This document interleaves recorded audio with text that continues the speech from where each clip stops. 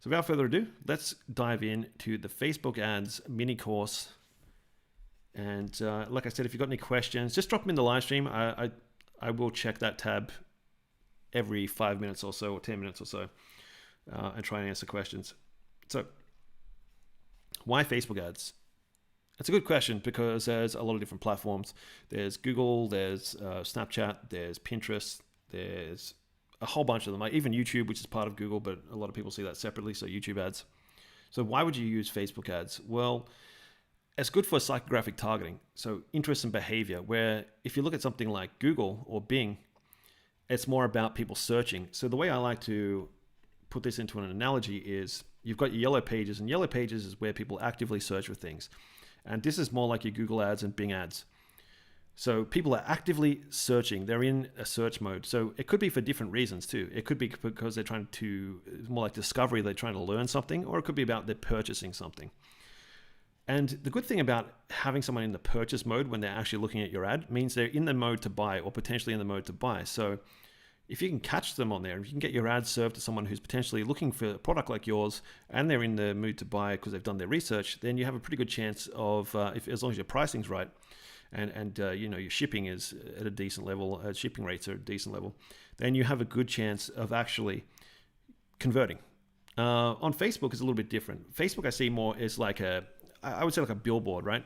So you're driving along, and the only difference is it's like a billboard with a little bit more technology behind it, where it can show, I don't know, it reads someone's mind. This is just a hypothetical. Reads someone's mind and can show on that billboard what someone might be interested in. But the problem is, at that very time or point in time, someone may not be interested in actually purchasing. So you might be showing someone an ad, but they're not in the mode to go and buy, or they haven't done their research. So it's much more interruptive, where search is, they're in the mode, they're going to go buy. Facebook is very interruptive. So that's why it's a little bit more hit and miss, and why you have to do a little bit more retargeting with Facebook and things like that. It is a very important platform, but coming from someone who's been in the game for over, I think, 10 years now, so I'm starting to, give my age out a little bit.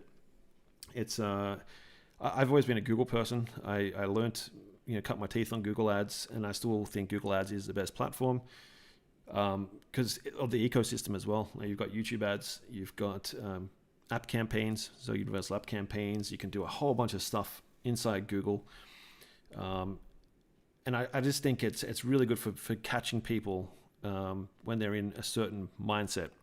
Facebook is good too. I used to use Facebook a lot more for retargeting, but since then have also used it more for I would say top of funnel, so interest, getting someone interested in the product, branding, all that sort of thing, and then driving on the retargeting on the back end. I'm going to talk about a few other platforms I've used as well that I think could be doing quite well, or going to go do quite well, and some of the things I'm kind of doubling down on, but we'll talk about that in a minute. So if anyone doesn't know about the ad rank formula, this is how Facebook kind of determines when to show your ad, to who, and when. So, or where, I should say, placements as well. So this is the formula they use. So it's advertiser bid times estimated action rates plus user value equals the total value. So what does that mean? It sounds like gobbledygook. So it's your bid, what you're willing to pay, times your estimated conversion action rate. So this is a historic thing. So it looks at how well your ads have done in the past, and then when you upload a new campaign, it'll use that to determine this score here in this step 2. So if you've never run a campaign before, what it's going to do is look at everybody else in what Facebook thinks is the same niche that you're in, or the same pool of people, and use an average. So everyone starts from that average if you've never run something before. Then they're going to go plus user value. So your ad's quality score. How good is your ad? Like, is it relevant to your audience? So if you're doing something on gyms, which we're going to talk about, a client of mine, and use that as an example soon. If you're looking at someone who you want to sell protein, and you pick the right audience, which is someone who is interested in a specific brand of protein, or I don't know, like a gym, or getting fit, or whatever it might be, then Facebook may see this as a much more relevant thing to that person, rather than if you were trying to sell, I don't know, dogs and not that anyone would sell dogs on Facebook, I hope not, to someone who likes cats. I don't know. Anyway, what I'm saying is you got to try and make sure that if you're targeting an audience, that the thing that you are trying to, or the creative that you're showing them, is actually relevant to them and is of interest to them, because Facebook wants to make sure that people are having a good experience. Even when they're seeing ads, they want to make sure that they're having a good experience on their platform. So it could be Instagram or Facebook. And that's how you get the total value. So it's kind of complicated, and you're probably not going to need to know too much about how it works. All you need to remember is make sure that you're matching your copy and your creative as much as possible to the audiences you are targeting, and you should be doing pretty well. So just remember that. Now, everyone's heard of the iOS 14 update by now, I'm pretty sure. So there's some alternative platforms that I'm looking at. I think you need to get better with your media buying mix. And obviously there's two big channels that you should be doing right from the beginning, and we're going to talk about them in a minute as well. There's no excuse for not doing them. You should be all over them right from day one. So if we're looking at ads though, and media buying, there's a few different platforms I'm looking at now to kind of get in the mix. Now, I've always used Google Shopping and Google, as I mentioned, so that's always going to be there. I think that's really important. And obviously, if you're in the kind of corporate space, or you're selling software or equipment or something like that, LinkedIn could be, or LinkedIn ads could be another one to add to this. But if you're more in the straight e-commerce game, like clothing, food, all of that sort of stuff, perishable goods, fast-moving goods, then these channels are the ones you might want to start looking at. So Pinterest and Pinterest ads, something I'm going to go deep on. I think it's worked really well for something I tested back in December for a client, where we actually scaled their business up to a $3.8 million in sales. And I'm actually going to do a whole case study on that, a whole video. I'm going to be releasing that very soon as well. I've been working on that for a while because it goes really in depth. So if you're kind of not really serious about running a store, that might bore the tears out of you. But if you've been running for a while and you're trying to scale, I think that video is going to be really good. So if you're interested, jump on, have a look at it, and I'll again let you know in the community tab when it's up. So Pinterest ads, something I'm looking at. Google Shopping, obviously, this is my second channel for most people I'm running ads for, or sometimes first channel. Along with Facebook ads, they play very well together. YouTube ads is something that I've been experimenting with, and have had a really good success for one of my clients as well, who's in the gifting space. We were able to massively increase their sales in December off the back of an ad, and we were just running that ad over things that we thought would be people would be interested in on YouTube. So the cool thing about YouTube ads is if I'm running, again, I'm going to be talking about fitness and selling protein, then if I'm going to sell protein, what could I do? Well, I could run those ads, like very specific ads that talk to specific pain points to people on YouTube who are trying to watch fitness videos, who are trying to look at reviews on protein and all of that sort of stuff. I can capture them. And so all these people have been building up channels, and I can literally just steal their audience. So YouTube ads, very good. TikTok ads, I've heard hit and miss. I think because it's a younger crowd, they don't really like seeing ads on their platform. But as that matures, you might see that become more and more important. And Snapchat ads, kind of similar, but it's starting to become a little bit more useful, I think. I've run it for someone last year in the US and had some pretty good success with it. So Snapchat ads are good. But if I was going to double down and I had to pick, let's say 3 channels, 3 media channels, so I mean buying, like spending money on, I would probably go Pinterest ads, Google Shopping, and YouTube ads. Now, I talked about 2 big ones that you have no excuse not to be doing from the beginning. This is SEO, massive. You have to do this. I'm a massive fan of SEO. It was one of the first things I learned to do, and I've been obviously learning since because it changes so bloody quickly. I've been all over it. Oops. So you should be doing this for your store straight from day one. Now, David, who was one of the founders on channel, he's since moved on. And I'll give a link to his channel very soon. If you're interested in finance and investing, he's gone off and done that, doing very well. So going back to what I was saying though, he had a video where he talked about the best 3 Shopify apps for SEO, and we're going to be diving a lot more into SEO because I think with the iOS update and everyone relying so heavily on Facebook ads before, which I never did, just because I've been in the game so long, I know that relying on one channel is very dangerous. I saw all these people creating just Facebook agencies and things like that, and I'm just like, you should never build things around one channel. It's very dangerous, very, very dangerous. So I try and diversify as much as possible, and obviously SEO is free if you can get it working for you, and I'm going to do some videos on that, which I'm also going to post in my Patreon as well. I'd love to just have a whole knowledge bank in there of all the different things I've used to build over the years. The other thing, email marketing.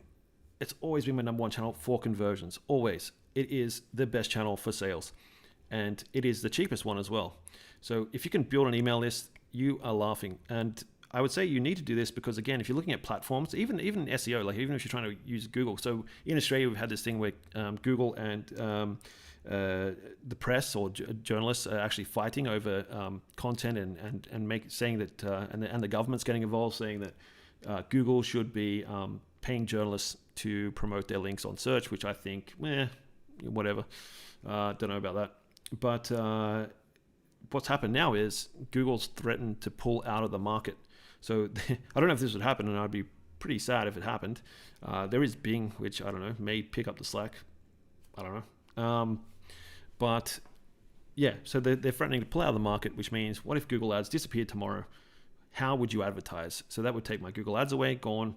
My SEO would be gone. So, but if I've spent my time wisely building my email marketing list, I can still get in contact with my customers because I own that list. That is mine. So your email list is the one thing that most people can never touch. The only way that you will lose people on an email list is if they unsubscribe, and even then you can keep them and put them into a custom audience and retarget them on Facebook. So yeah, you can do that. It's a thing. So email marketing is my number one. You need to build this from day one. You need to build this. No excuses. If you've got no emails in your list and you've been selling products, you're doing something wrong. So do that. Okay, so going back to Facebook ads. If I was going to start a Facebook ads account from scratch, I've got nothing. I've got no information about my audience, only what I can take a guess on. Then I'm going to have to do some research. Now, how do I do that? And how do I approach it? Because the old way that people used to do this is they used to go in and go, oh, persona. So they're 22, they like dogs. I don't know, they live in the city, so they'll probably want to buy a dog leash. Not always necessarily the truth. And I think that personas are kind of dangerous as well because you're not looking at actually the outcome and what people are trying to achieve. They're buying a product because they want to achieve something at the very end. They want an outcome. Now, persona doesn't necessarily give you any of that. I mean, there's outliers everywhere, right? So just because someone owns a dog, like you think you're trying to sell a dog leash, maybe they've got a cat, maybe they want a cat leash. I don't know. What I'm saying is the outcome is what they're after. So talking about dogs, I can hear a dog in the background there. So what I want to talk about is the jobs to be done framework. This is something I use not only to target people and work out what job my product is trying to solve or what are they trying to get done, but I also use it to find out if a product's going to work or why someone would want the product. So I can assess a product this way too. So if anyone who's doing drop shipping, then you go and think about this, like why would I get this product and try and drop ship this product? What problem does it solve? Does it solve a problem? Is there a better option? Maybe there's something else that does a better job. So I'm going to go do that instead. I'm going to go get that product. So people don't want to buy a 1/4-inch drill. They want a 1/4-inch hole because that is the outcome. The hole is the outcome. That is actually what they're trying to do. That is what they want.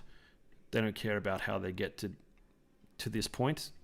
So what I would say is the drill the best option? Maybe it's a sledgehammer. I don't know. Maybe probably not a sledgehammer because you'll end up just destroying the place. But you got to think about the whole. Okay. What are people trying to do? So again, going to talk about selling protein because one of the clients that I've just started working with a couple of months ago, you go, yeah, they're trying to buy protein because they're trying to get healthy, but that's not really always the outcome because maybe they're a bodybuilder and they are pretty healthy, but they just don't want to take, like this whey protein. Maybe they've got a problem with their stomach and they can't digest whey protein. So they're looking for an option. Or they're already doing vegan, like they've got vegan products and they're taking vegan protein, but they don't like the vegan protein they have because it's grainy and it makes them feel gross. So the outcome is they want something that tastes good because they want to feel good. So this is why I use this, because it takes me to the logical conclusion of what are they trying to achieve. So this is a jobs to be done statement. Tony Ulwick was one of the guys that came up with this, and I think it's Hayden Christensen, or Professor Hayden Christensen. There's a really good book on jobs to be done that he wrote as well. It's slipped my mind right now, but if I remember it, I will definitely put it in the notes. But I can't remember off the top of my head. Jeez, I've read that book like twice too. It's what happens when it's a weekend. My brain just goes on holidays. So anyway, jobs to be done statement. People buy products and services to get a job done. They don't do it because they're a certain age or demographic or they live in a certain place. Forget all that. Just think about the job they're trying to get done and why. And is your solution the best solution too? Because then once you start thinking about that, you can start digging into pain points. What are the pain points people have to solve this job? And then how does your product effortlessly fill in those gaps to make it, super, super useful for them to achieve that job? Jobs are functional with emotional and social components. So it's not always just like, it's not always constructive, or it's not always, how would I say, like, it can't always be quantified too, because you can look at fashion products too and say, well, that's not really a job, but it is, because someone's trying to wear it because they're trying to make a statement about themselves. Maybe it's, I want more confidence, and confidence is a thing. So that's why they're trying to get your product, because they want more confidence. So it can be applied to a lot of things, not just products in terms of mechanical or any of that, or software. I'm talking more about like even just streetwear, shoes, whatever it might be. Success comes from making the job rather than the product or the customer, the unit of analysis. So you want to make the job, you want to focus on this, not the person. So what would the person be looking at? If I'm looking at Facebook ads, what would they be interested in around this job that they're trying to solve? That's what I do. So we're going to dig into that a little bit more. But to give you some examples, some clear examples. So I do this when I want to, so I can. So this is a little framework here that we've got, and this is kind of it here as well. So here's a job story, as we call it. So I'm on my way to work and it's raining and I'm late. So when I'm doing this, I want to get there fast and without getting wet, so I can avoid feeling embarrassed in front of my colleagues. So this is the statement or the job story. And this is how you got to start thinking. And this is a little thing I use. So it'll help you kind of get your jobs to be done in order. So where can I use the jobs to be done framework? Well, I've already mentioned this in a few different things. So I've used it in, let's start at the bottom in terms of, actually, let's start up, targeting persona. So the job to be done, targeting what I use around that, not the persona. This should be crossed out because I'm looking at targeting around the job, not the person. So the person they're interested in things. So if it's protein or vegan protein, what would they be? What would be the things surrounding that? Well, I think it's it could be gym, could be nutrition, could be athletes, could be a number of things. And then from that, I also want to tailor the copy or messaging, if it's an email, towards those specific targets and target units, and then also the creative as well, because these are really important, especially in Facebook. We want to make sure that these are actually on point and are relevant to the people we're serving it to. People that could become customers, and also customer support too is where we could use jobs to be done. Understanding what the problems people have and having a deep knowledge of why they're trying to solve this problem will help you with empathy and trying to solve customer problems as well. So I'm just going to take a break here and have a look and see if there's any questions. Nothing so far. Cool.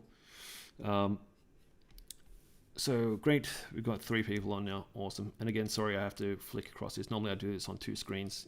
I'll be planning to do this on 2 screens. So thanks for joining. There's 3 of you. Great. I know it's late there, especially if you're in the US, but appreciate having you on. But I can't see any questions yet, so let's move on. So I'm not going to go into the nitty gritty of setting up a Facebook ads account because there's so many videos on that. You can find these pretty much anywhere. But I would say you want to make sure that you have your Facebook pixel set up. You want to have all of your main conversion points on there. Now, I think in the new iOS 14 update, you can only have, the Facebook is saying you can only have 8. So 8 conversion events. So it could be add to cart, initiate checkout, purchase, whatever it is, like lead. You can only have 8 of those. I've never had anywhere close to 8. I think the most I've ever had is 4. So for me, it's not a big deal, but just make sure that you're keeping that in mind now, that there's only 8 events that can be tracked inside a pixel now. But you need to have this set up. Without a pixel, Facebook's blind, even more blind than it is with iOS involved. So just make sure that you have it set up. Really important. So I was trying to get back into some of the tools that Facebook has that are going to help you to do some research around your audience. So if we're looking for how to target these people, we've got our jobs to be done in mind. So we're gonna take a client who is in the protein game as an example.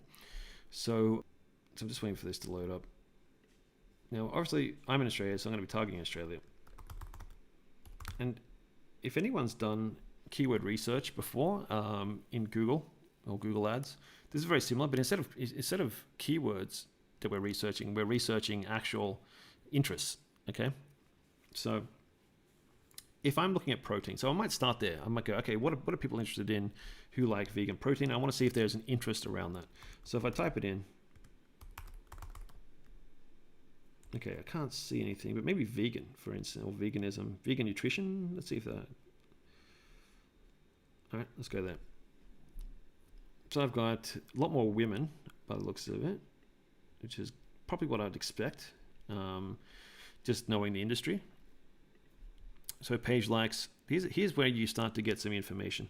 So food and drink, accidentally vegan. Can we target this? This is always what I like to do and see if we can actually target these. Is there enough of an audience? Accident. I always spell things wrong. No, so I can't target that. Lord of Fries. I know that's really weird because that's actually a fast food chain here.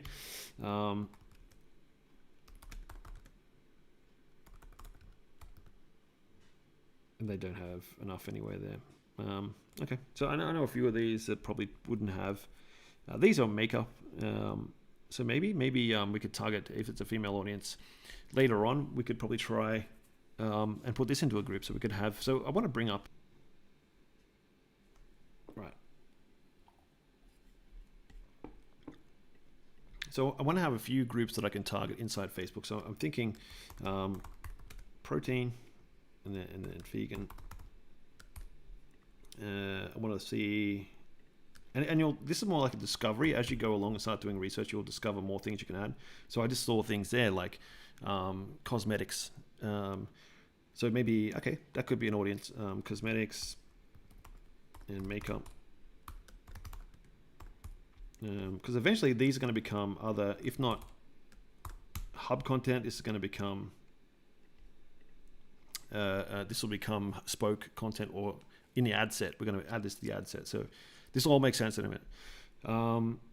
So we've got, what we've got, protein, gym thing, athletes, and I'd also, and I'll also say influencers there.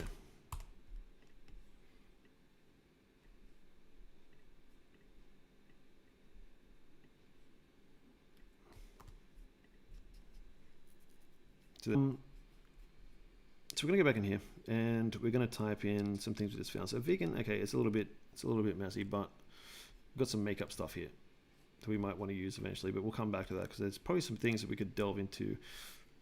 So I know there's a influencer called Emily Sky.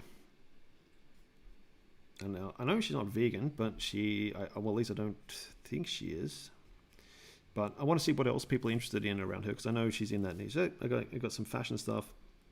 Again, this pops up a lot. That is cosmetics as well. There's a few other people here. These are some women off the block, a TV show here about renovation. Don't know who that is. Michelle Bridges is another really popular sports or nutrition person here in Australia. And here, unique muscle, lose baby weight. Okay, so we're starting to get into there's some things here we can target. So mums, maybe trying to lose weight could be a thing. So what are they interested in? Because so that was the jobs to be done that I just did there. I'm thinking that after they've had a baby, the job they want to be done to do is to lose the baby weight. That's the job. Okay, So we want to target people who are interested in that. So here, if I was doing this, I've got a few things. The healthy mummy, all right.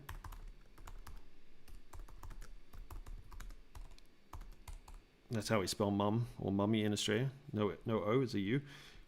Because I think mummy is supposed to be like the dead Egyptian thing has been buried for 1,000 years. That's not it. We just spell mum differently. So some products, GHD, okay, lose baby weight. That might go in, I would say, this as a category. What else we got? 50 Shades. Okay, so, okay, this makes sense too because there's kids clothing. I'm just trying to see if there's anything else. Shopping, retail.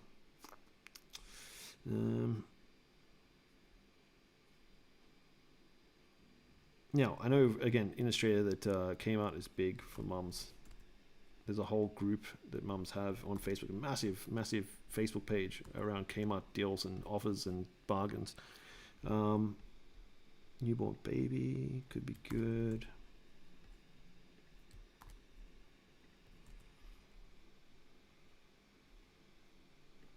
Yeah, that might be decent.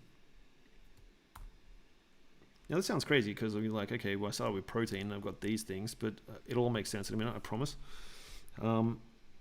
Furniture, I think that's a good start. That's a good start. And then we'll see what else we got. So we've got, so here would be Emily Sky. I just know that because I know she's very popular here. There's a whole bunch of other ones. I'd probably go through and I could do some quick research like Australian fitness influencers. And I've got Emily Sky, Olivia Bowen. Oops, oh, that's right. It should appear anyway. So I'm going to get rid of that and see if something else appears. And nope, she's not as popular as Emily by the looks of it. Steph Smith. So I just got to keep going through and seeing who pops up.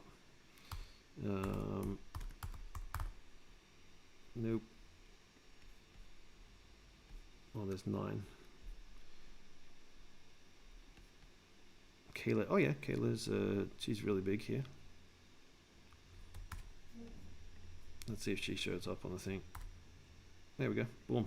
So I could add her to the, to my influencer list that I've got.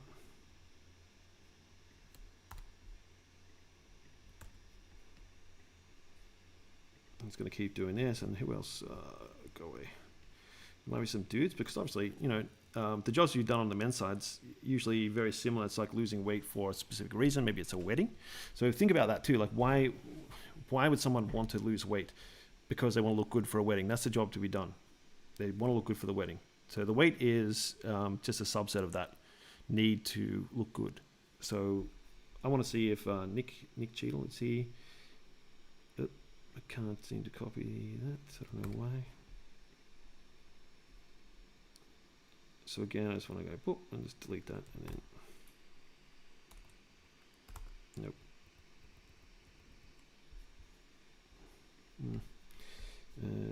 That's Emily, Jenna Louise. So I mean, there could be some people in here. If I was looking for top bodybuilders, because again, so, you know, here's some here, and I could target Arnie, I could yeah, Jay Cutler, I've done all these guys. I know I could reach them. So again, these guys could all end up in this thing as influencing. And I know that's more bodybuilding type stuff. Cosmetics and makeup, we saw that. And if I go back,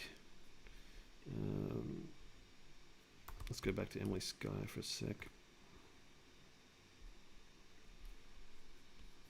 Oh look, there's some other ones I missed before in the gym niche. So Fit Chick, I think Fit Chick is in there.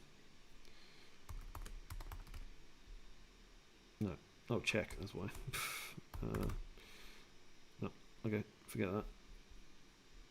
So what do we got here? We have, just looking, okay, so there's cosmetic surgery as well, which is interesting. Laser clinics, okay, yeah, guys. If you want to look good, that's going to obviously be part of it. Rockwear. So I'm just trying to find. I remember there was a whole bunch of stuff on, and the foods. Here's another one too, like U Foods, Hello Fresh. Those kind of like gym meals. Like that's really popular. But oh yeah, MAC Cosmetics. There you go. So I'd add this to this one, and you know, I'm seeing fashion show up a lot too. So I'd have maybe a thing for this. Now, one I'm kind of shocked that it hasn't showed up here is like Lorna Jean, because I know that that's a female fitness wear brand. So let's see if that. So I've got that one there. Oh, there's Bella Box again. So I know I've seen that twice now. So I know there's some good crossover.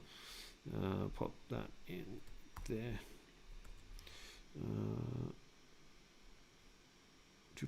So I'm just like looking through. Okay, yeah, there we go. Lorna Jean. Fashion.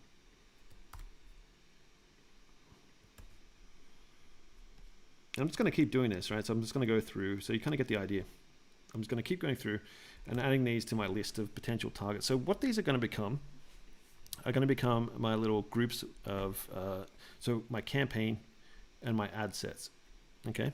So this is where I'm going to do testing, because there's a few levels of testing you need to do on Facebook ads before you can start to just, I see the biggest problem I see is everyone just dumps all the interest into one ad set. And the problem with that is if the ad set does spectacularly well, which is good, it's a good problem to have, is you don't know which one of these are actually doing well, or if they're all doing well together. It's very hard to tell because you've just chucked them all together.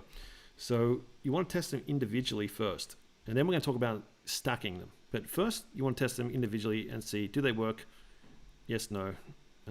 If you've got a smaller budget, sometimes if they're very relatable, like they're very highly related, so say like this and this, I might group them together to save money, or even maybe this one.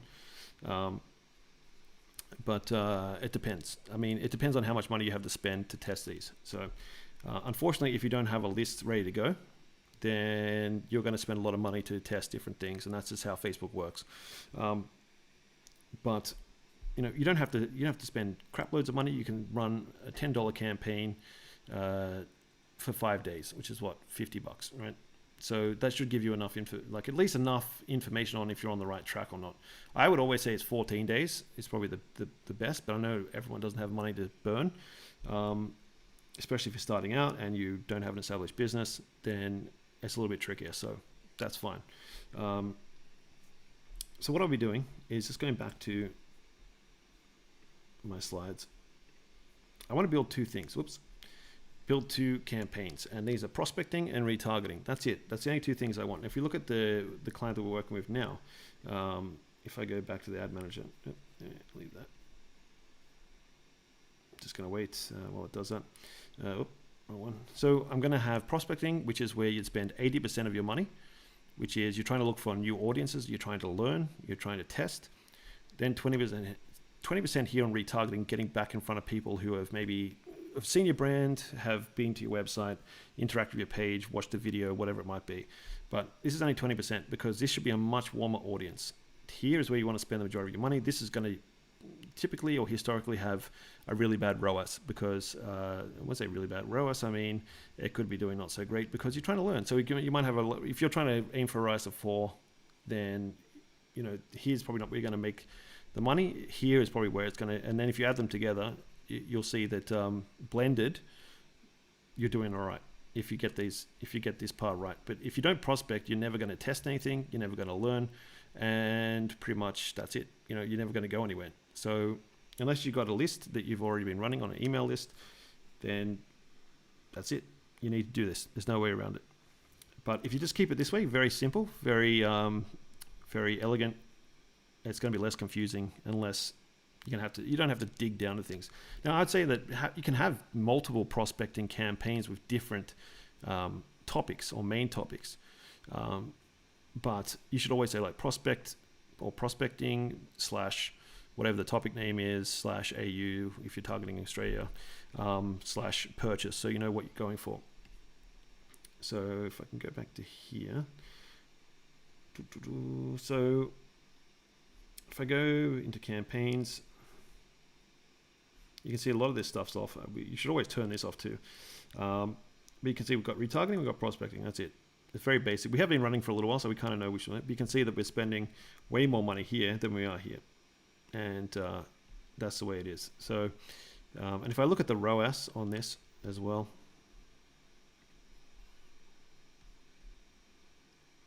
yeah, so it's much higher. That's at 6.2. So if I look at average, so Facebook now with the iOS change, it's hard to see an aggregated view of this. So if you want to get around this, just go into the ad set, go to here, go down to, I think it's, yeah, compare attributions. So these are going away, these view things. So you're only going to, I think you're going to end up with 1 day view. So I just always go for the click, so 7-day clicks. Now it's still going to run 28 days for a while because that's usually stock standard that most people have been running for a long time. But if you want to keep everything honest, you just want to go here and then you go. So now you can see the aggregated results, which you couldn't see before. And unfortunately, what you'll notice as well, I'm just trying to find it here. Well, actually, no, the ROAS is pretty good. The ROAS is actually pretty damn good. So you might see this a bit lower, is all, because it's looking at a 7-day thing, not a 28-day. So the difference between a view through and an actual click means that someone's seen the ad before, maybe looked at it or watched the video, but didn't purchase. But it acted like an assist. Like if you think like basketball, they've assisted the purchase. So because they saw the ad, even though they didn't purchase right then and there, they've gone on to Google Shopping and then found you and then bought it, or gone on to Google Organic or Direct or whatever it might be, or saw an email or joined your email list and then got it. So it's an assist. That's what a view through kind of is. They've seen the ad, but they didn't actually interact with it, or, you know, and sometimes what might happen is they interact with it, but they don't purchase as well. So that's why you kind of want to look at click as well, because at least that way you're looking at people who've actually taken an action, not just kind of seen the ad. Hope that makes sense. So that's what I'm talking about. You just want to kind of separate these out. Like I said, I might have multiple campaigns targeting different things, especially when I'm testing, which you can see all these things here.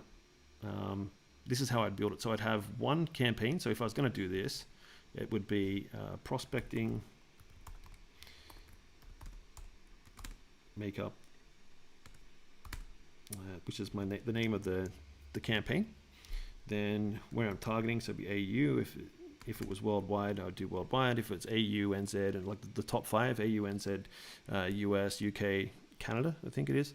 And then what am I trying to achieve? So I'm trying to achieve purchase. And that's what I would name my campaign. And I might have a few campaigns like that, and split my overall budget, in prospecting budget.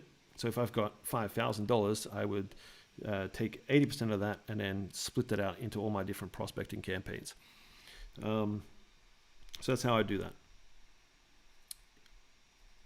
Alrighty, so it's going to take a quick look.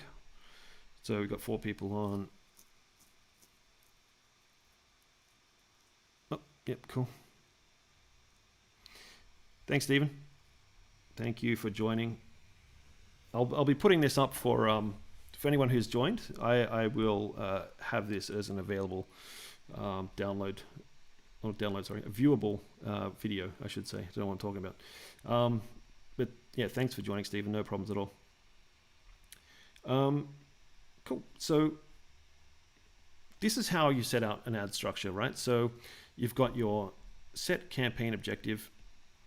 So this is your account. Then you've got your campaign, right? So this is your account campaign, which is what I just showed you before. This would be a campaign. Then Facebook ad set. So this would be one of these. So I'm targeting MAC Cosmetics.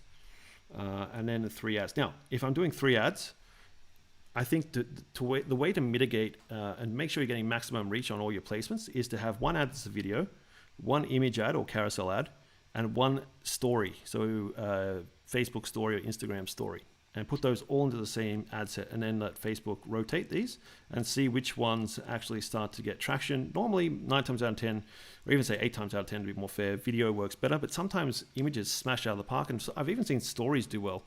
So you don't want to kind of just, you never want to assume anything. So don't assume. Test all the different assets that you've got. So have an image ad, have a video ad, and also have a story ad. Make sure you've done that. So that's how I would outlay these. And like I said, I would have these split out into separate things. So I want to test maybe 2 or 3 different campaign types at one time. So maybe it's like I want to test this one, and this one. And then I'm going to split these out into different ad sets and see which one wins. Now, the winner would be determined by whatever I'm trying to achieve. So that could be, is it a purchase? Am I trying to get a purchase? Is it an add to cart? Is it an initiate checkout? So the winner I decide over, let's say it's 5 days. The one with the most events that have achieved most of the events. So say this one, for instance, got 20 initiate checkouts. This one got 20 initiate checkouts and 10 add to carts and a purchase. And this one got 1 purchase. Well, I mean, these kind of on par, but I'd probably go for this one because it's got more of a mix. So I think that one would be more successful. So I take this as the winner, this campaign. Then I see which ad set actually was the one that drove most of that, and then pick that. And then what I want to do is come up with a whole bunch of different winners. It's almost like a matrix. Think of it like a matrix or matrices. It's all in there, and I'm actually scoring them as I go, because what I'm going to do is I then, after I've found a few winners, want to start to what we call interest stack, right? So this is what I just talked about here. And just to go on this as well. So this is the campaign titles, but when you're doing the ad sets, make sure the messaging and creative, like I said before, is kind of as much as you can.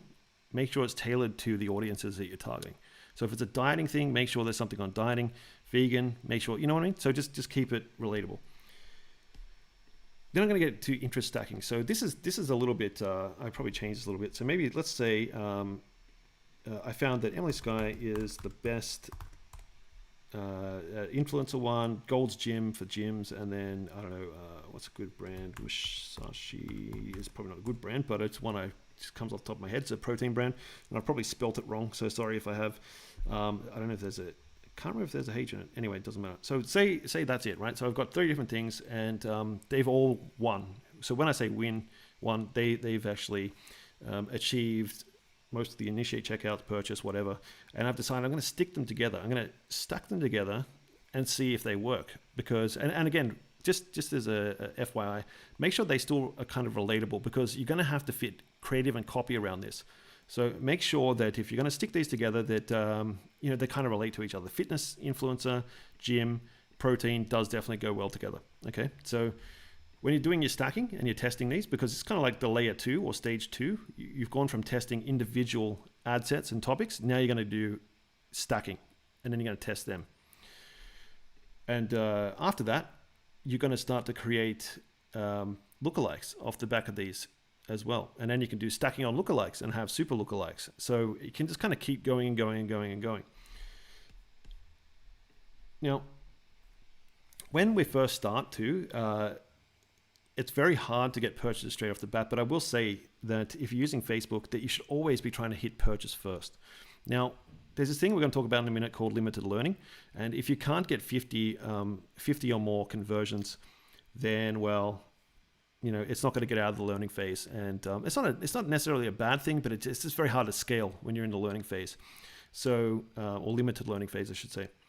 So this is where you need to, make sure that you're doing the right thing at the top of funnel. And if you can't get the number of events, purchases, add to carts, initiate checkouts, then you might need to scale it back. So if you're targeting purchase and you can't get out of the 50 events that you need, or 50 purchases you need to get out of the limited learning phase, then you're going to have to scale it back. Maybe try initiate checkout or add to cart and see if you can get 50 of those. Okay, so that might help. So at the beginning here, if you're starting from scratch, there's a few other ones that I like, which are obviously with the demographics, interest targeting. We have to start with that. There's also video views. Okay, so we could target videos and video views, and then create lookalikes off the back of this. And I'm going to talk more about this for the iOS thing in just a second. And then we move down to warm, which is they've been to our website, they've maybe added something to a cart, they've initiated checkout. Then we can retarget those people with a purchase goal. Okay, so we want to then maybe use the goal as a purchase after that. So there's some problems now with the iOS 14 retargeting issues, and I think this is probably, apart from tracking, the actual retargeting and lookalikes are going to cop it. So I've seen a drop of about 10 to, I'd even say sometimes 15% in performance lately, at least in the last week. This could also be, again, attributed to the tracking, and Facebook is still trying to sort some stuff out in the back end. So that could be the case. Sorry, I'm just going to plug my thing in because it's running out of juice. So that could be the thing, or the reason why it's not working so well is because maybe the tracking is completely broken. There has been some definite issues. We're going to talk about UTM tracking as well, just to mitigate any problems with that going forward. But if you really want to make sure that your retargeting is being very, very effective, then you want to stay within the Facebook ads ecosystem, because what happens is if you're on iOS 14.3, I think the update is, and they go onto Facebook, they go onto one of your ads, and then they click off the ad and onto someone else's website or onto your website. They kind of go dark. Like, Facebook have a lot of trouble trying to figure out what they're doing. So once they leave the Facebook ecosystem or platform, that's when the problem happens. So what I would say going forward is you want to target or focus on, which I would never suggest before this update, is focus on the ecosystem for some of these. So Facebook lead ads, I've used those before anyway. They're pretty good. Engagement, so getting people to comment, likes, leave emoji. I keep forgetting those emojis. Essentially, like leaving likes on your posts. Video views as well, so you can set a goal as a video view, or also set up a shop. Now, if you're doing something in some industries that might be a little bit more questionable, it's harder to get approved on in Facebook and Instagram for shopping. So building a shop inside Facebook or Instagram. That unfortunately is the case for two of my clients. The one I just showed you it's very hard to. We're getting our products disapproved every day. Same with the alcohol client. It's just they won't. That's a straight out no. They won't let us have alcohol in the shop on Facebook, which I guess makes a lot of sense. But if you're selling something that isn't in those kind of like high risk categories, if it's just socks, if it's just, I don't know, whatever it could be, computers, whatever. Like, I think you could create a shop inside Facebook, and at least that way, you want to drive people to purchase inside Facebook, and if they don't, you can retarget inside Facebook. So all of these goals, you can actually retarget. So if we go quickly, skip ahead, I just want to see. So if I'm going to choose an objective, if I was going to say do video views, then I've got it here. If I'm doing lead generation, that would be my my lead ads. Some other things around that could be, so I think, yes, I don't know if store traffic is that one, but there's definitely catalog sales. I know that one is, so for shopping. Engagement as well, like liking, commenting, all that sort of stuff. And I can retarget anyone who's taken these actions. I think it's also going to be really imperative that you start to build up your Facebook audience again, or Instagram audience, depending on where your audience lives in terms of what, their actions. Are they more Instagram users, or are they more Facebook users? If they're Facebook users, it's pretty easy. You can just go off and do some like campaigns, get people to like your page. At least you can get back in front of them. You can retarget them. On Instagram, it's a lot trickier because you have to do that organic kind of build up and spend some time building up your Instagram audience, but it might be worth your while. Or go onto Pinterest. So one thing I give you as a tip is use Pinterest to grow your Instagram, and that sounds crazy, or YouTube too, if you're a YouTuber. Send the traffic from Pinterest, which is super cheap, and at the moment is getting lots of reach, organic reach, and send that traffic to your Instagram page. This is a little tidbit that will help. So have some stuff there that will actually drive people to the Instagram page and get them to like your to follow you on Instagram. So these are some of the options I would choose. Obviously conversions, I'd always want to pick that first to see if I can at least get someone across the line. If I can't, then I'm going to go for one of these other ones that I mentioned. So just it's a testing. It's all about testing now. You can't get away from it. So we talked about that. Now the other thing too is if I'm testing a new ad, right? If I'm testing a new ad set, then there's two options I've got. I've got campaign budget optimization, or I've got like manual ad set budgets, right? So I would say that the easiest way to do this, if you've got $10 and you need to split it between 3, then you could probably do that inside the manual ad set budget and just set them, 1, 2, 3. Well, let's say it's 15, right? You've got $15. You could put $5 on each ad set and see how it goes. $5 daily, I'm talking about. Or there's something else you could do. If you're using a CBO or campaign budget optimization, so campaign budget optimization is when Facebook decides how to spend your money across all the ad sets that you have inside a campaign. Now you can see here that this example has $30 in the campaign budget, but it's split them out differently for these different campaigns. One got 7, one got 18, and one got 5. Now there's a problem there that is that sometimes Facebook's a little bit biased, and this really isn't a great way of testing. So if you don't want to do this, where you kind of go in and manually split it up, you can use CBO, and you can do something where you can go into the ad set. So let's go into here, and I can actually set a daily minimum of how much I want to spend. So if I had $15 to spend and I had 3 ad sets, I could set each ad set to spend $5 daily, and I'm still kind of going to do the same thing as having a manual ad set, right? Or ad set bid. The other thing too is if you've had a campaign running for a while, so say I had this one running for 60 days and then I want to try a new ad set in there, Facebook may ignore the new ad set because, hey, it's like, hey, these other ones are doing really well. I want to ignore that one because it's probably crap. Well, I don't want Facebook to make that decision. So if I'm adding a new ad set into an existing campaign, will use the set manual bidding. So if I go in here, say it's a new ad set, I want to make sure that Facebook is at least spending $5 of that $15 inside the ad set, because I want to test the new ad set against the existing ones. And if I don't do this, it won't be fair because Facebook will just ignore it. So limited learning, how do we get there? How do we get out of that? Because and a lot of people freak out when they say limited learning. They're like, oh no, my ad set's fucked. Essentially, it's not. It's not as bad as you think. Okay, so if we go back into all of this, and you'll probably see, let's have a look. Do I have some that are limited learning? I know I used to. Here we go. Yeah. So there's some reasons why this might happen. And the biggest one is I don't have enough events. So if I'm going for purchases, it used to, I don't know if it still shows you. It used to say, it'd give you a little bar update on how many purchases it has. Don't know if that's no.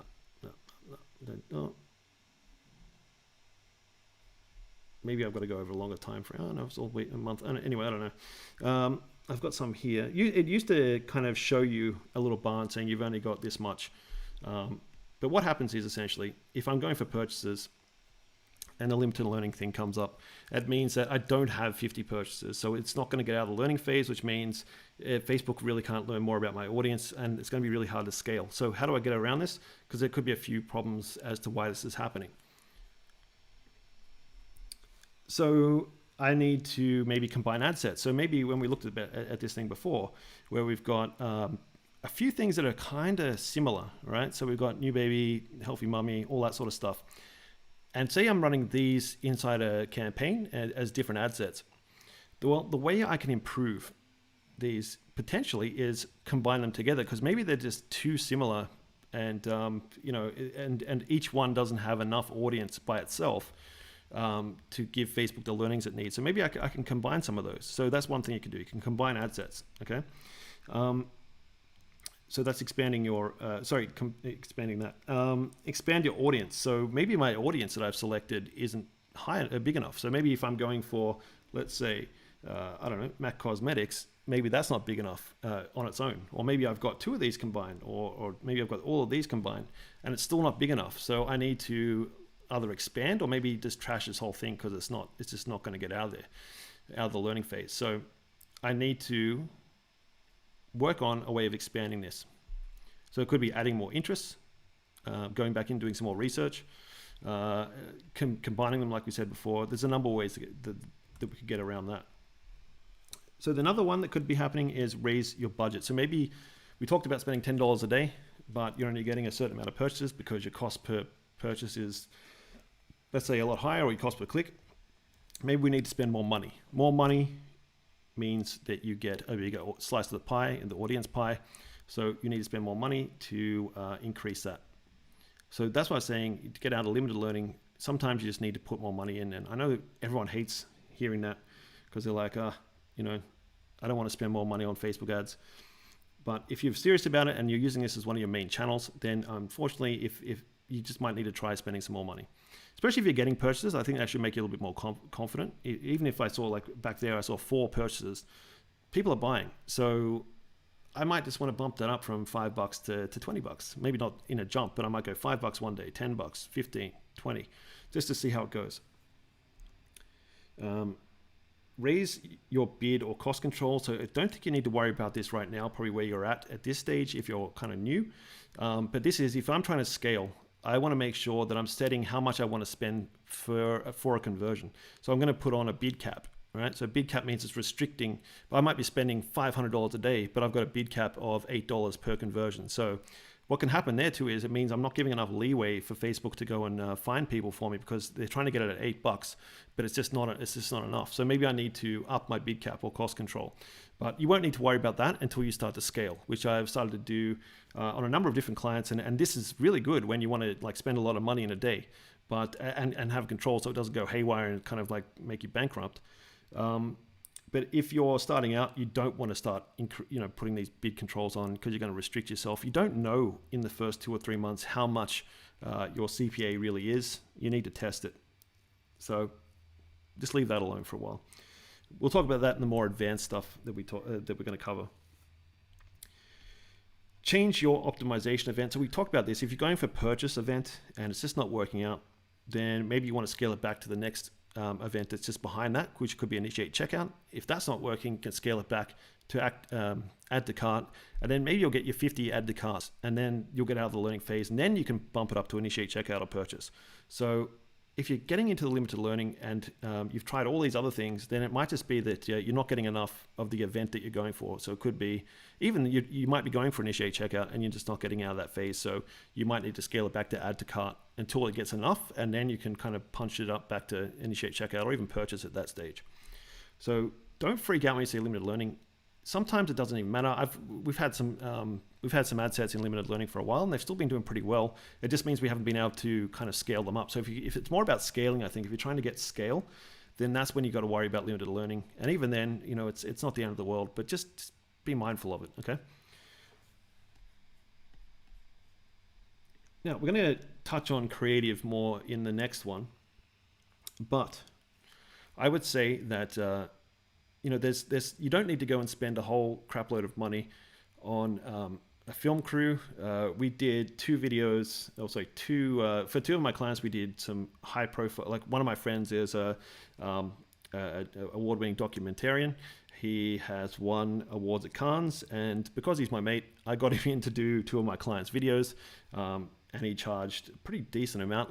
He could have charged like $10,000 a video, but he did them. I think did one of them for $7,000, where we got 3 videos out, and the other one was $3,000 or $4,000. So, which for him is really cheap. But not everyone has a friend who is an award-winning filmmaker. So, and not everyone wants to spend $10,000 on a video. So how do we get around this? So there's a few different things I use. There's Animoto, there's Canva, there's Placeit. So if you're in the print on demand category, Placeit is awesome because you can place your designs onto people's t-shirts.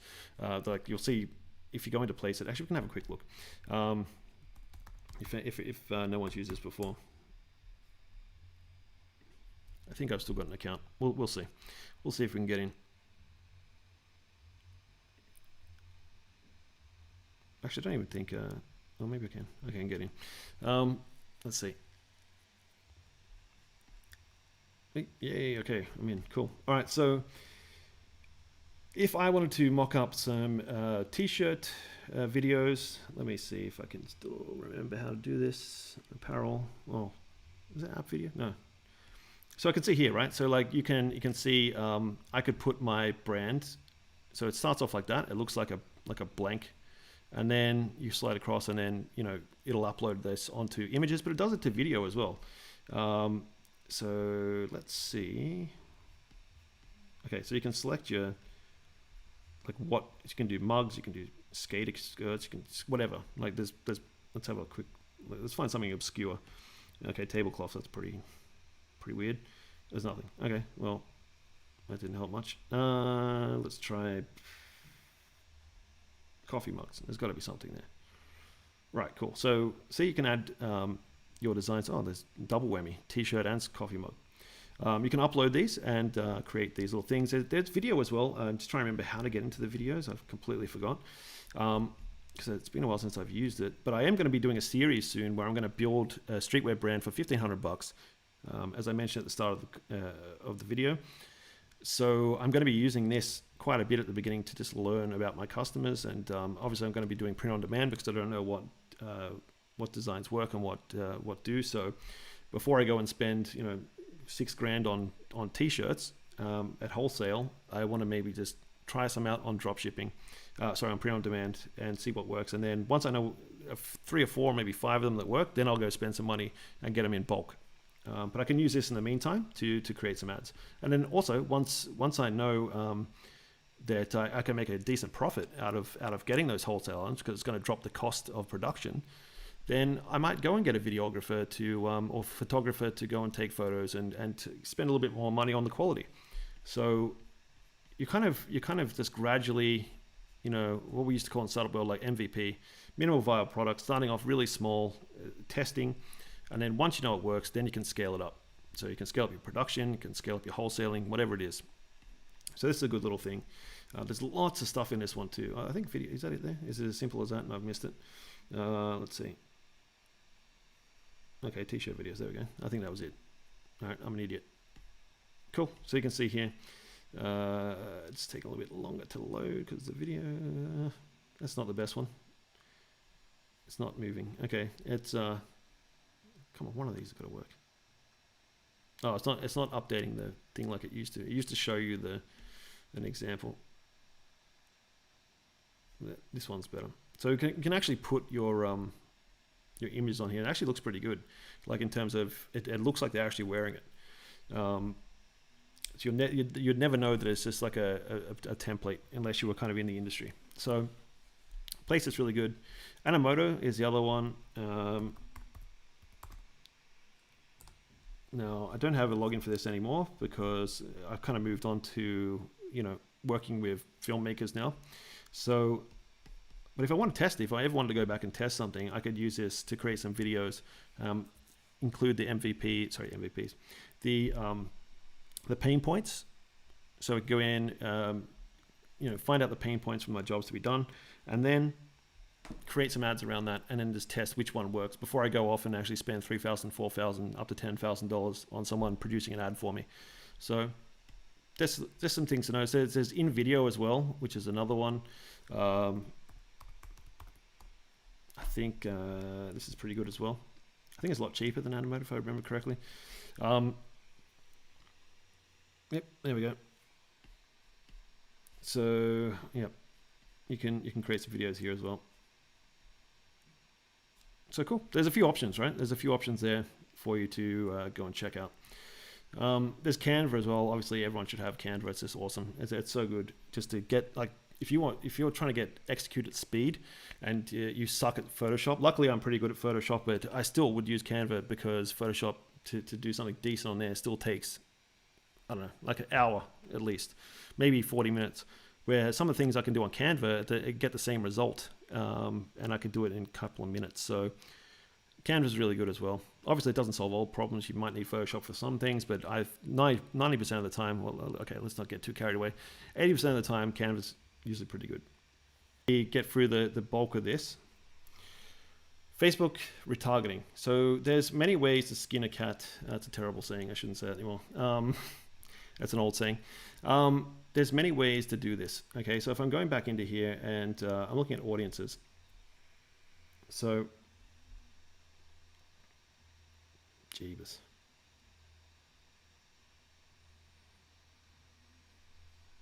All right, so create an audience. This is how we do it if no one's done this before. Like I said, it's going to get a little bit trickier now with iOS 14. So I think some of these, I've already seen some of them not work as well as they used to, or at least, again, from the tracking, it just seems like there's some weird stuff going on. So my lookalikes I don't know, this kind of seem not as powerful as they used to be. I've had to kind of pair them with interests as well. So I kind of stack them with interests. So I'd have like a lookalike and then I'd stack it with something else and then engaged shopper. So I would narrow it down to an engaged shopper. So that's been a little bit, yeah, I don't know. The jury's out on that one. I mean, it's still early days. Facebook are still trying to sort out their platform. They're trying to pull customers together now, so it's very hard for them to track individually what someone's doing. But they found a way, I can't remember, they've got a name for it, where they actually pull people together based on what they've done. So you can actually target a group now rather than individuals. So it's probably not as good as it used to be because it's not as accurate, but at least you can still retarget people based on actions as a group that they've taken. So if they've all looked at a certain thing on your website, they'll get pulled together in that group. So going back to this website, I would, for now, if I'm retargeting a website, I'd go the whole website. I think it's a bit harder to retarget per page. So if someone's visited a product or a page, I would just kind of like retarget anyone who's been to your website, and maybe at least for now until they sort some stuff out, go from 30 days to like 60 days, just to make sure you're getting a good number of people in that audience.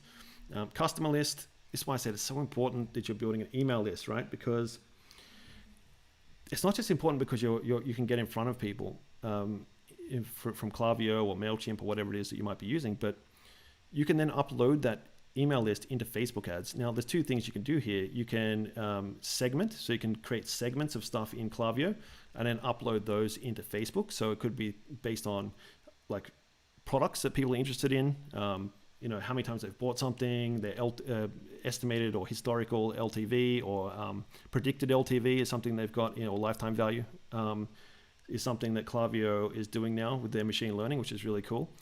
And you can use all these and put them into lists. So if you know someone's over the last 90 days has spent $500 and you've got like 3,000 people that have done that, you can put this into a customer list and create a lookalike on them.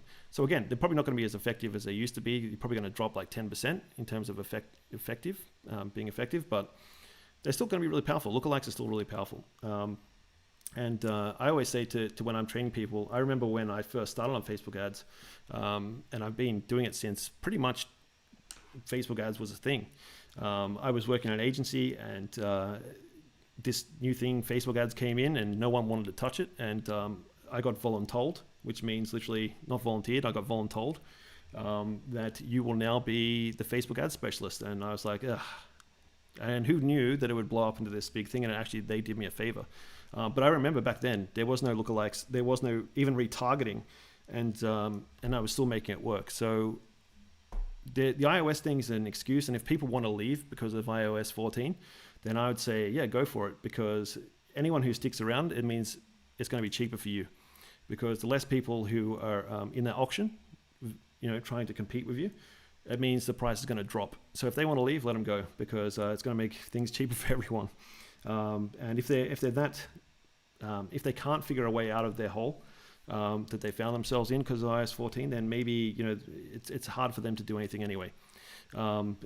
As a digital marketing person, media buyer, or whatever you might be, it's all about keeping up with the times and thinking or figuring your way out of difficult situations. You're going to be doing this pretty much on a monthly basis, depending on what platform you're looking at. If it's SEO, I remember in SEO it changes so much. Every algorithm update, I'm kind of searching for information and trying to put out fires. It's just the life of a digital marketing person, or even say like a digital business person. You just have to be on top of things. So things are going to happen. I think Google are going to start implementing privacy on Chrome as well. So this is going to happen on Google as well. But obviously because they have Google ads, they're not going to try and bite off their own hand. So there are going to be ways around that. Facebook's unfortunately at the mercy of Apple. Google is at the mercy of Google, and Google does what it wants. So I'm not as worried about the Google one as I am or was about this. And to be honest, this wasn't as bad as everyone said that the world was going to catch fire. Nothing like that's happened. But just keep on top of it, right? Just keep on top of it. So building a customer list, like I said, really important. Video ads, as a targeting, really good, because if someone's watched a video, especially if they've watched 90% of it, you can then create, say that 5,000 people have done that, then you can create a lookalike audience on that. Instagram account, people that have interacted with Instagram, you can create an audience on that, and then a lookalike audience. Facebook page, same deal. Lead form, so all the people that have if you're running lead campaigns. So this is, again, if you want to build up your email list, you could run a lead generation campaign to collect emails and trade an ebook, a video series, or email series, something like that. Shopping, really important now. If you can, make sure that you have a Facebook shop or Instagram shop, so you can keep your shopping experience inside Facebook. I think they're going to focus on that soon. I guarantee they will, because I've seen that pop up a lot. And it's a really good way around this situation for them. So if you can, and your product isn't, something that's questionable like alcohol or medical or adult, then I would try and get a store set up. Cool. So that's some of the ways of doing retargeting. Then there's one that a lot of people don't think about and don't know about, which is Facebook Analytics. I would say go and set this up as well, because it's always good. Make sure you're going to the pixel and not just the page when you're looking at this, and set that one up. And this is going to give you an overview of what's happening. So from your store, so this is not your Facebook ads, this is your entire store. Now, this is usually off by sometimes quite a bit. I know this is off because we've made 50 grand this month. It says 28 days, maybe, I don't know.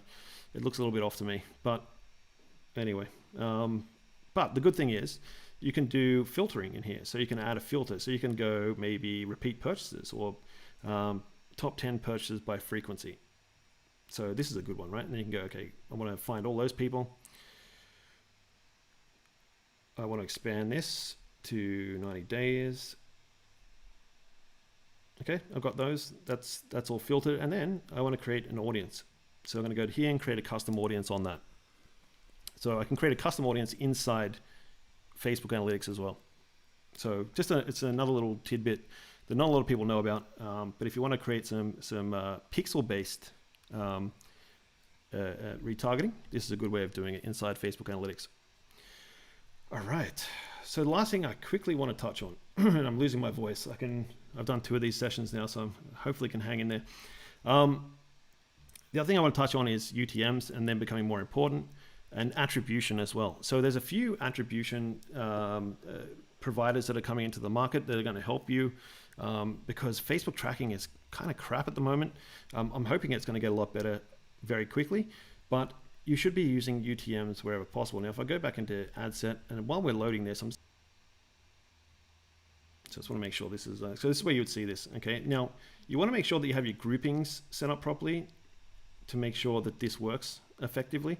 So in your analytics, you want to go into channel settings and channel grouping, and make sure that your social or paid social is set up properly. So we've got paid social here, and you can see Facebook conversion. I would actually have Facebook CPC or /CPC, because I'll show you why. And it's just a matter of personal preference.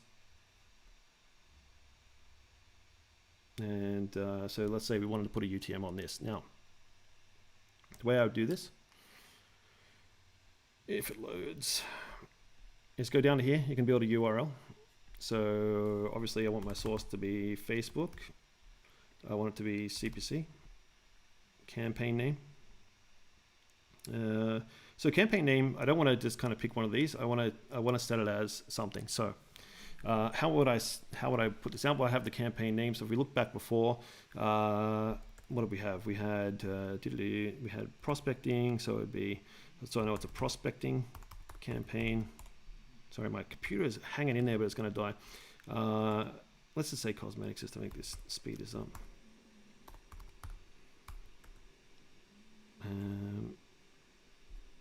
AU purchase. Okay, so we know that's where it's come from. You could do content too if you want to add that in there, but I just find this easier. And then the video name, which would be like taste test, and then it could be like video 1. Now, if you had image, it could be image 1 or story 1, and then have that in there, apply. And then if and when it gets traffic, it should appear, like we mentioned before, in channels. So you'll start to see it here, and then we can start to segment it out. So we could see, well, here's source medium. And now, because these are referrals, these aren't set up properly, these aren't grouped properly.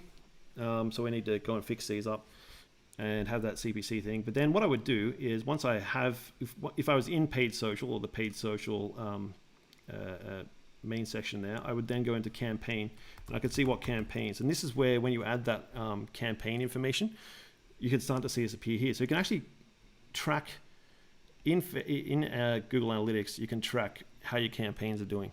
Now, there's a little bit of bias because Google Analytics is a Google product, so it's always going to favor Google. So this is where I would recommend, getting something like ClickMagick, or there's a whole bunch of other ones I'm going to be testing. So attribution software, just to keep everything honest. But they pretty much run on UTMs as well. So UTM is going to be more important going forward, at least, hopefully, until at least Facebook can improve their tracking. Okay. So I think that does it for the presentation side. Now, if you are watching and you're not subscribed, please subscribe to the channel. Shameless plug. As I mentioned, I'm going to have a Patreon soon where I'm going to be hosting all of these kind of like videos I'm going to be doing, platform reviews, platform like this, like walkthroughs. I want to also,